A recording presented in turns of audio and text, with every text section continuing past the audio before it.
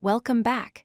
Today we are tackling the decode string problem, a popular coding interview question often found on platforms like LeetCode. We will solve this using a stack data structure to handle nested encoding patterns effectively.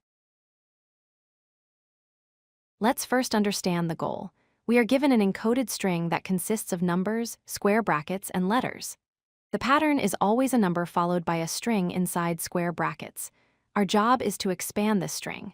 If we see 3 followed by bracket, it means we need to repeat 3 times.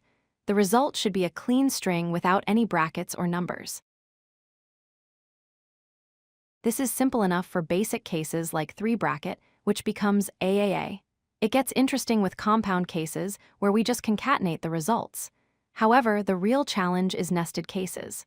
Look at 3 bracket a 2 bracket C. Here, we have an inner instruction to repeat C twice, inside an outer instruction to repeat that whole result 3 times. This nesting is why we need a specific data structure.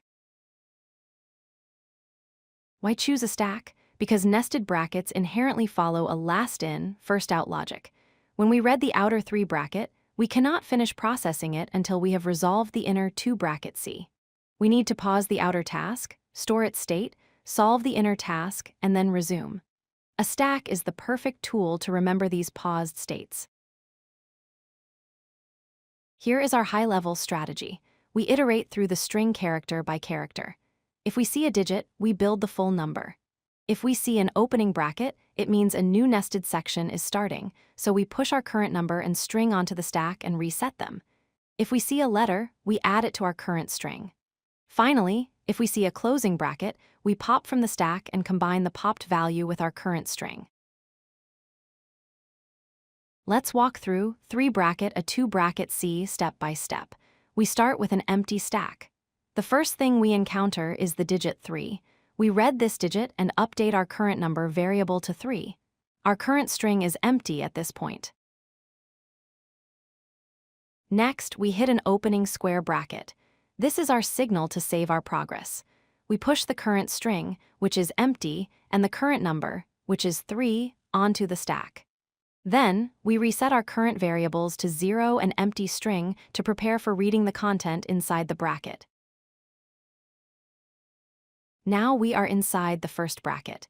We encounter the letter, so we append it to our current string variable. Immediately after, we see the digit 2 and another opening bracket. Just like before, the recursion logic applies, and we prepare to go deeper into the nest. We hit the second opening bracket. We must save our state again. We push our current string, and the current number 2 onto the stack. The stack now has 2 layers, the bottom layer waiting for the outer loop, and the top layer waiting for this inner loop.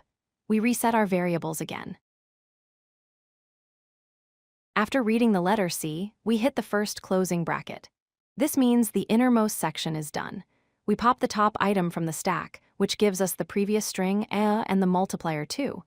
We take our current string C, multiply it by 2 to get CC, and append it to the popped string Our new current string is ACK. Finally, we encounter the last closing bracket. We pop the remaining item from the stack, an empty string and the multiplier 3.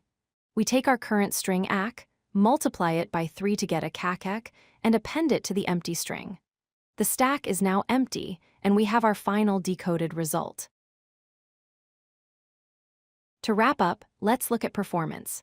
The time complexity is roughly proportional to the size of the output string because we construct every character in the result.